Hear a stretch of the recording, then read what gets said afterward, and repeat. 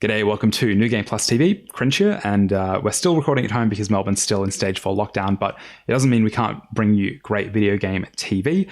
Later on in the episode, Meg has a chat with Steph Panecasio, a writer about technology, among many other things. Jamie talks about Spongebob Squarepants, Battle for Bikini Bottom Rehydrated, which is a remaster of a 2003 game. You wouldn't expect that looking at it, but yeah, it is a very, very old game. And in lieu of the video game news headlines of the week, Don has a quiz time event quizzing us on the gaming news headlines of the week. If you feel like you're missing out bits and pieces of quiz time event or our renaissance of 3D platformers chat, that's because you are. This episode was aired in full on twitch.tv/newgameplusTV on Thursday night. It's usually upwards of an hour, but you're just getting a half-hour cut of it on TV. So check it out there or as a podcast on iTunes and Spotify. But yeah, that's pretty much what's coming up in the show this week. Let's get straight into it with Quiz Time Event. Jack, Jamie, Meg, put your hands up, say your name when you want to buzz in and you know the answer to the questions for the past week in gaming news as we record this on the 27th of August. So, question the first. What do Microsoft, Spotify, and Sonos have in common? Ooh, that didn't expect this one to be a stumper. Exclusive headphones. I forgot about subscription service. I do not recognize your authority until you put your hand up and say Megan, subscription services. Close, but not the answer I'm looking for. I might give you a half point for that one there. Thank you. Yeah, I got nothing. The answer is all three have thrown their support for Epic Games in their current lawsuit against Apple. Hold on. In that particular billionaire slap fight that's going on at the moment. Wait, okay. I know Microsoft. I know definitely Microsoft, but what do Sonos and the other company have to do with They this? also threw their support because they also develop apps for iOS. They also would like to charge a subscription fee, but they have to give Apple the 30% cut. We discussed this on last week's New Game Plus Live. Basically, it would be great if that 30% cut that Apple currently takes gets reduced. That's not going to be the outcome from this entire billionaire slap fight. No, it's not. But it's still really exciting watching it unfold. Yeah, watch from a far distance is the safest bet. Next question. Who are the playable characters confirmed for the upcoming Gotham Knights game? Jamie. Jamie has that one. That's Robin, Nightwing, Batgirl, and the Red Hood. Correct. 1 point there for Jamie. Any of you excited for Gotham Knights? Yeah, I kind of am. Like, I'm one of the few people who actually kind of liked Arkham Origins, and I'm just happy to see, like, and I suppose we'll be talking about the Suicide Squad game as well. Like, I'm happy to see more DC games that aren't Batman. Like, there's no Batman in any of these games. Like, there will absolutely be Batman in these games. Don't you worry. More than likely, but the fact that he's not like the focus is something. I'm happy to see at least a little bit more variety, even if they kind of are leaning more towards RPG stuff and service game stuff. It's just like Yeah, I agree with Jamie on this, and I'm hoping that they use all their learnings from their previous games to avoid those things happening again in future and making it feel even more polished from the disasters in the past. We'll find out when the game comes out in 2021. Speaking of games coming out soon, according to the teaser trailer for the Call of Duty Black Ops Cold War game, what happened between April and June 1989? I should know this because I wrote up the news line. Jack, I believe you're buzzing in there. What was it? What happened between April and June 1989, according to Activision and this trailer? Jamie. Apparently, they found time to re-record another version of Blue Monday by New Order. Oh yeah, that was great. Megan, something with JFK and Robert Redford having a meeting in a big boardroom. Not quite. The answer is So there was a version of the teaser that went out which included footage of the Tiananmen Square protests. That footage was teaser was then blocked by China, so Activision re-uploaded the trailer with that footage taken out for the entire world. So the answer, according to Activision and according to that teaser, absolutely nothing happened. No, nothing happened in Tiananmen Square. Absolutely nothing happened. That's a bit of an oversight on Activision's part. Like to kind of completely be like, oh, we'll just put in all of this big historical event footage. And then one of their biggest demos, China, where I imagine Call of Duty Online is probably bigger than a lot of the console releases we get here. Yeah. That's a massive oversight. My God, that's... Like, okay, I get the fact that, okay, cut it out for China. That's fine. Look, I get it. But there's a whole argument we could talk about, China should have this, but I get it. But also cutting out for everybody? Really? Really? What's called Australian classification has resulted in changes to games for the entire world, so it's not unprecedented territory. Fallout 3 was Speaking an of okay Australia game. and changes around the world, though, what does the number 212? How's that number relevant to Microsoft Flight Simulator? Jamie. Ooh, Megan. Megan. Due to a programming error, a building that was supposed to be 212 or something really normal sized building size ended up being 212,000 kilometers or something high in the sky. That is, I'll give you the point. That is the number of stories that apparently exist in the Falconer obelisk that is currently in Microsoft Flight Simulator.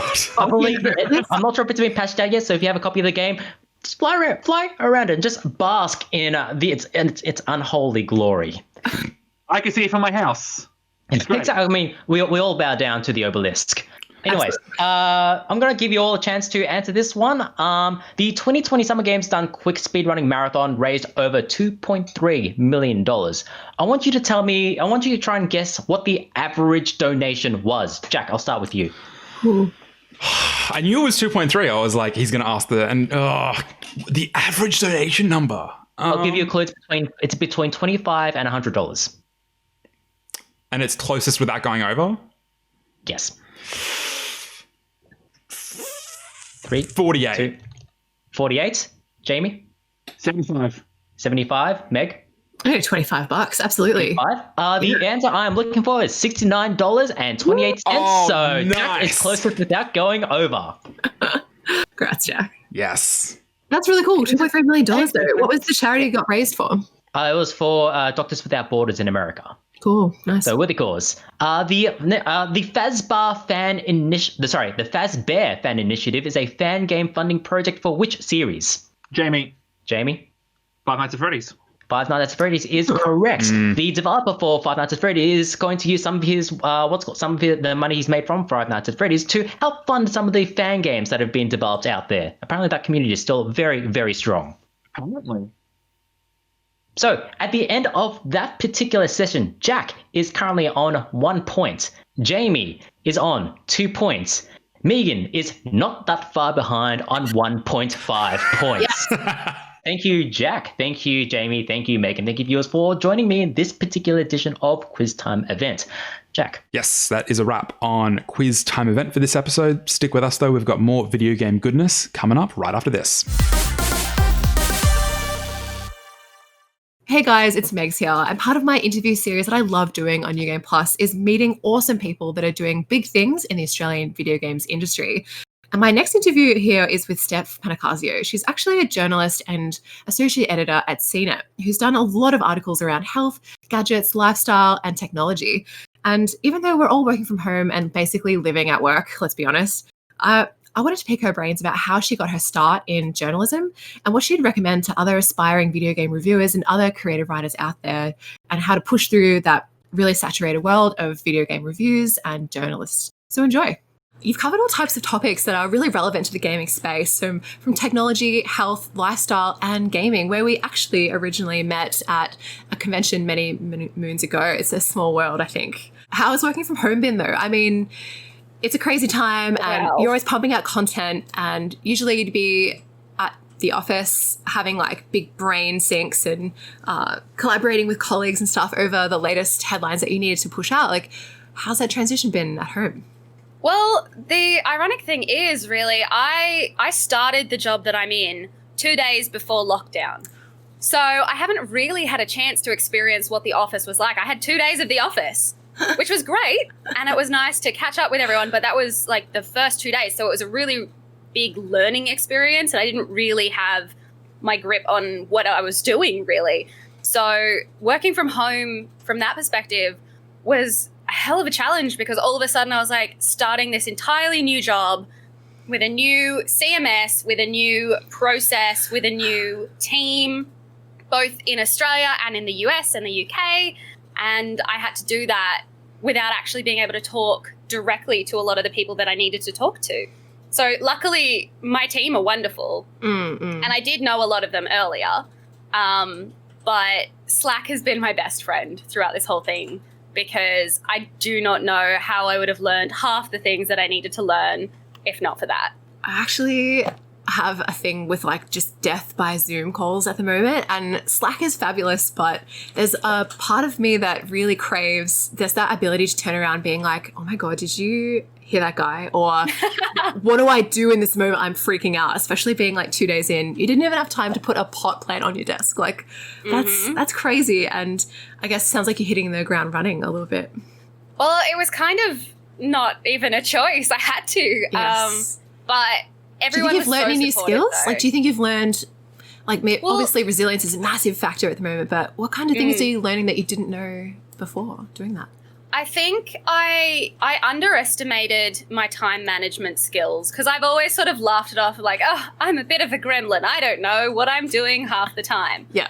But I mean, when you're put into that position where you really do have to have your time together and organized, and you don't have the luxury of office hours to dictate when you are working and when you stop working, for me, that was probably the hardest thing, because again, in my spare time, I'm sitting at my desk, I'm playing games at my computer, and I'm doing all of those things in the same space that I would be doing my work. So finding the actual end time of when I stop working is probably the biggest difference for me. But I'm actually quite happy with how I've done with that. That surprised me. Other than that, I've learned a lot about cars, because I've also been editing for Roadshow, and I knew absolutely nothing about cars. I don't even drive, and now I am an expert. Well, we can take this offline. I'd love to pick your brains about a certain model of car I'm eyeing off, actually. But I've got you. Awesome. Like, one thing I really like to ask people that I interview is, obviously, you've hustled your way to where you are at the moment, but there are people out there that are aspiring content creators, writers, and journalists that maybe review video games because they love playing them just as much as we do here at New Game Plus. What advice would you give to someone that's up and coming, really wants to get their content out there and maybe gets more feedback or engagement from people on what they're writing and how they're going about it? So, yeah, what worked for you? I think the biggest thing for me was I learned very, very quickly to grow a thick skin. And that was mostly centered around pitching. So I was riddled with anxiety the first time I ever sent a pitch off, because I was like, I don't have any evidence that I can do this. I'm sorry, but here you are. And that's not at all the way that you should be going about it, because, I mean, again, coming from the lessons that I learned from working lunch, having that confidence in the value of your work is so important. But the biggest piece of advice that I can give someone in that position is, if the pitch doesn't work, pitch again. Pitch something different. Come up with something different. There's always something else. And just because one pitch doesn't work doesn't mean that the others won't as well. I think I pitched probably at least 15 to 20 stories before I got one that was accepted for my first pitch. And I think with games, because there is a lot of competition, it can feel like you're the smallest little guppy fish in the ocean. Right. But even a little guppy fish has something to say. And it can mean that you have the right angle, and it could mean that you have the right timing. And I think just, it's so easy to become disheartened with it. And it's so easy to say, like, oh, the universe is against me because I can't get a pitch through and I can't figure out what I'm getting through to this. But I think it's really frustrating and sad when I see things like that, because it's absolutely not necessarily a reflection of the person's talent or, like, determination. It could be a product of the times. It could be a product of the particular outlet that you're pitching to not having the budget for a freelancer. Totally. And it's a whole host of different things. So the biggest tips that I can give to people who are hustling to try and get into that sort of thing: pitch often, pitch different things, have a thick skin with your pitches. Remember that, like, the phrase "kill your darlings" is there for a reason. Like, it's part of the package when it comes to doing media. That not everything's going to fly, but also remember that there will come an opportunity if you persist with the right story and the right timing, the right outlet. And it can be really hard when you don't have that straight off the bat, but that doesn't mean that you'll never have it. I agree. Yeah, love that. Thanks, Steph. Now, finally, I'd love to hear from you about what's next, or for you in your career? Where do you see, what's like blue sky world? What are you aiming for? Like, I know you've just landed this dream job at CNET, so obviously there's no plans to shift anytime soon, but everyone's got a goal, everyone's got a dream. Where do you see yourself? Look, for sure. I mean, don't get me wrong, I'm very happy at the moment, but in terms of the future, I would really, really love to be able to push the long form features that I'm doing even further, and do more of them, because there's so much weirdness in the world that I would really love to cover. But I mean, I think the big thing for me is I have been doing pretty well straight writing for the last 5 or 6 years. And I've really enjoyed at CNET being able to branch out into doing different types of multimedia, whether that be lending my voice once a week to the news roundup. So if you ask your Google Home or Alexa on Monday evenings and Tuesdays what the tech news is from CNET, you'll hear me. What's up? And I love that. I love being a part of doing that, whether it's audio or being on camera. I mean, I was a musical theatre kid, and I still am a musical theatre kid, let's be real. So that kind of performance is really, really exciting to me. So Right. I'm really enjoying being able to do more of that. Ideally, I'd like to do even more still. It's kind of why I started doing Twitch anyway recently, because, I mean, A, musical theatre kid, constantly singing, constantly trying to just annoy the hell out of everyone else in the house. But B, it's a way of having that sort of discussion. So the biggest thing for me, I'm really happy with where I am. I love CNET and I love the team that I'm in. But the more multimedia, the better. Congrats. Well, I'm so happy to hear that you're really content and loving where your life is heading right now. And I really appreciate your time chatting to me about all things journalism on New Game Plus, but I can't wait to follow your career and see where you go. And hopefully there'll be another video games industry event that will high five at in the future. Soon. Or maybe That just would be elbow bump great. forever. But yeah, you're amazing and I can't wait to see you blossom and grow. So thanks so much for your time, Steph. Thank you for having me. It's been so good to catch up, even if this is the best that we've got until the next gaming I event. agree. Now I'm just going to get my Ugg boots and finish my cup of tea and power to you, Cheers. girl. Thanks for your time. You're back with us here on New Game Plus TV live on Twitch. You might be hanging out with us on C31, C44, or listening to us as a podcast. My name's Cringe. I'm here with Meg, Jamie, and Don. And look, I love 3D platformers. I love them so much. And we had the 2D platformer renaissance, if you will, a number of years ago. But in more recent times with stuff like Crash and Spyro, obviously older remasters, and then, you know, A Hat in Time, Snake Pass, Ukulele. Some are better than others. I'll put that out there now. But we've been enjoying a lot of 3D platformers lately. And the latest in that long list, at least for Jamie, has been Spongebob Squarepants Battle for Bikini Bottom Rehydrated. And as a player of JRPGs, shit, even that is a long name. So give us a rundown. When this game came out in 2003-ish on the original Xbox. It was originally it was on everything. It was PS2, Xbox, GameCube, GBA, PC. Like, it was a big deal. Game Boy Advance will be a bit different. Yeah, and PC apparently as well was a very different game on the PC. Bizarre.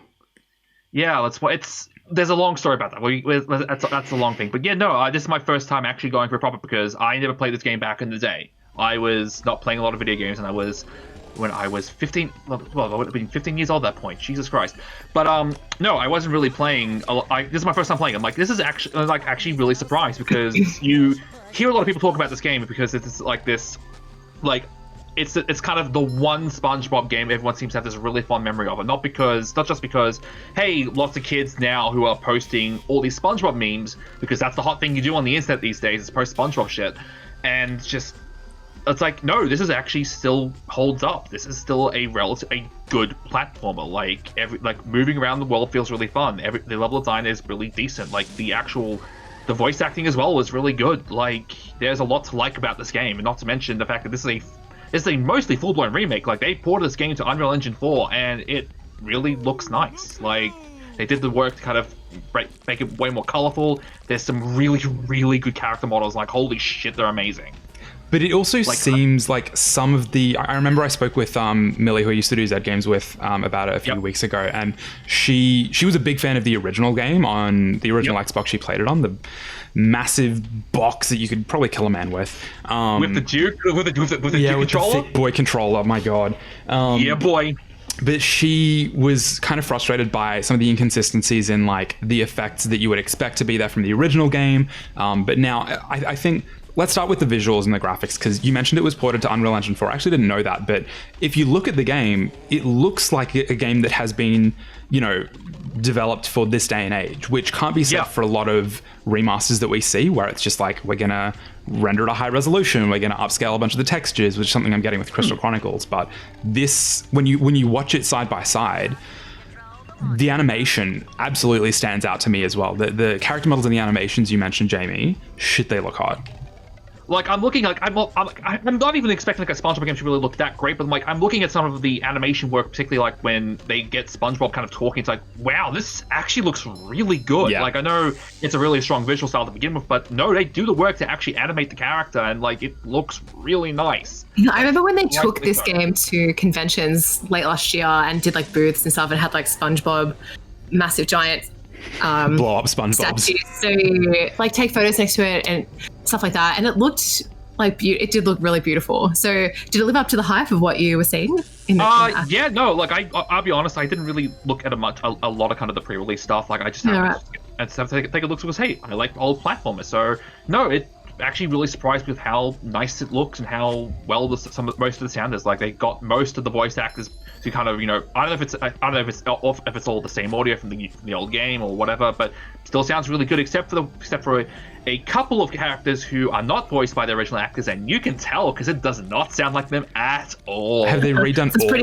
all of the voiceovers, or just some of them? No, well, there's two characters in the game that they don't have the original. Like, Mr. Krabs does not sound like Mr. Krabs, and I think there's Mermaid Man, which doesn't sound like Mermaid Man at all. But it kind of sucks because all the actual voice acting, again, I don't know if this is kind of if it's still kind of the old voice acting or not, but it all sounds really good. Like, Tom Kenny's a really good. Hey, who'd have thunk? Tom Kenny's a really good voice acting. Like, that cast is really strong, and yeah, you kind of hear a lot of the same lines when you're playing the game all the time, but you kind of expect that. But when their characters talk, it's really funny and actually really, really well done. Like, it's not doesn't feel thrown together at all, which is nice. You flagged the level design earlier as like pretty competent. This is a level structure? It's not an open world, but these are sort of much larger levels, sort of like a Banjo-Kazooie. Yeah. So it's basically like it is kind of a traditional kind of 3D collectible platformer. So you've got a hub world, you kind of walk up and you go 2 levels from there. But every level is actually surprisingly big. Like, I think every level is kind of structured into like 2 to 3 kind of big areas where you have all your collectibles. Like, as basically every level is like a thing you have to do in every level, which is like, hey, you have to collect like first thing I think it was like, okay, you go to the first level, you have to collect 10 jars of jellyfish jam, because that's the thing you do in the show. And basically, that's kind of, if you just go through that, you go through the whole level. It's kind of a through line for every level, is that you have to collect this one big thing, and it will take you through most of the level and most of the collectibles, which I think is a really interesting idea. Like, I like it a lot. And then there's multiple characters you can play as who offer a slightly different gameplay style, which is kind of fun. Like, one is more fun than the other, but that's just my predilection. But yeah. Were you playing it on what console? Xbox One, base Xbox One as well. I didn't have an Xbox One X or an S or anything like that. But it plays fine. Like, there is some issues with loading, but like, it's in the current generation. But I think kind of all that aside, like, it is still a cheap game. Like, you can get this game for, I think, under 50 Australian. It's a budget priced game, which is, I think, it's kind of the way you do this. We'll wrap it up there. That is the end of New Game Plus TV live on Twitch this week. If you've been watching us on C31 or C44, we're live every Thursday night on twitch.tv/NewGamePlusTV. You can find us as a podcast. And indeed, if you've been watching or listening to the show this week, you can find the full interview with Steph Panecasio that Meg did on the YouTube channel, youtube.com/NewGamePlusTV. Social medias are all at NewGamePlusTV, and the website is newgameplus.tv. Meg, Jamie, and Don, thank you so much for joining me this week. Thanks for having me. Thank you, everyone, for hanging out with us, and we'll catch you next time.